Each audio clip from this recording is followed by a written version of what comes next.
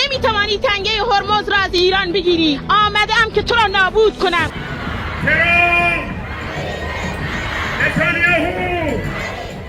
Iran ও ইসরায়েলের মধ্যে যুদ্ধবিরতি চললেও দুই দেশই নতুন করে যুদ্ধের প্রস্তুতি নিচ্ছে বলে আভাস পাওয়া গেছে। একদিকে ইসরায়েল যুক্তরাষ্ট্রের সাথে গোপন বৈঠক করে নতুন করে হামলার ছক কষেছে, অন্যদিকে ইসরায়েলের এমন আচরণ দেখে এবার ইরান তাদের দেশের জনগণকে নিয়ে ভিন্ন এক পদক্ষেপ নিয়েছে। ইরানের এমন পদক্ষেপে অনেক দেশই হতবাক হয়ে গেছে। যুক্তরাষ্ট্রের যে কোনো হামলা রুখে দিতে এবার কোমর বেঁধে নেমেছে তেহরান। আন্তর্জাতিক গণমাধ্যমের তথ্য অনুযায়ী দেশটির সাধারণ নাগরিকেরা সরাসরি যুদ্ধের ময়দানে যোগ দেওয়ার প্রস্তুতি নিচ্ছেন। সরকারি উদ্যোগে ইতোমধ্যে সাধারণ মানুষ ও নারীদের দেয়া হয়েছে ভারী অস্ত্র চালানোর প্রশিক্ষণ। পরিস্থিতি এমন পর্যায়ে পৌঁছেছে, ইরানের এক একটি মসজিদ বর্তমানে রূপ নিয়েছে সামরিক প্রশিক্ষণশালায়।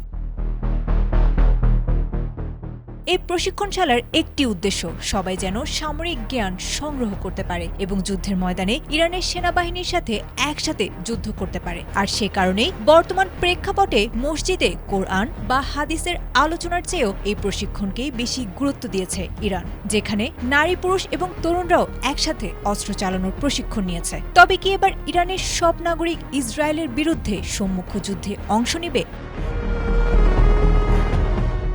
এদিকে মার্কিন প্রেসিডেন্ট ডোনাল্ড ট্রাম্প তার সামাজিক যোগাযোগ মাধ্যমে ইঙ্গিতপূর্ণ পোস্ট দিয়ে লিখেছেন, এটি ঝড়ের আগের শান্ত পরিস্থিতি। মার্কিন সংবাদ মাধ্যম দ্য নিউ ইয়র্ক টাইমসের এক প্রতিবেদন থেকে জানা গেছে, ওয়াশিংটন ও তেল আবিব যৌথভাবে ইরানের পারমাণবিক কেন্দ্র এবং প্রধান তেল রপ্তানি কেন্দ্র খার্গো দ্বীপে হামলার গোপন ছক কষেছে, যার সাংকেতিক নাম অপারেশন এপিক ফিউরি 2.0।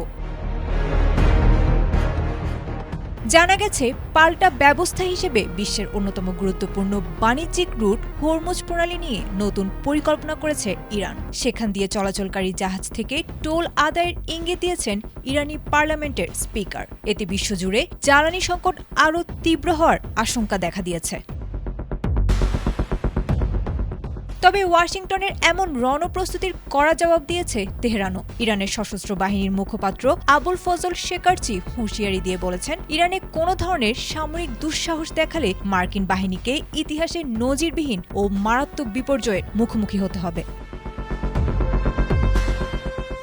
সব মিলিয়ে কূটনৈতিক প্রচেষ্টা ব্যর্থ হওয়া এবং দুপক্ষের অনড় অবস্থানের কারণে মধ্যপ্রাচ্যের পরিস্থিতি দিন দিন জটিল হয়ে উঠেছে। বিশ্লেষকদের ধারণা, চলমান এই থমথমে পরিস্থিতি আসলে এক বড় ধ্বংসযজ্ঞের আগের সাময়িক বিরতি মাত্র।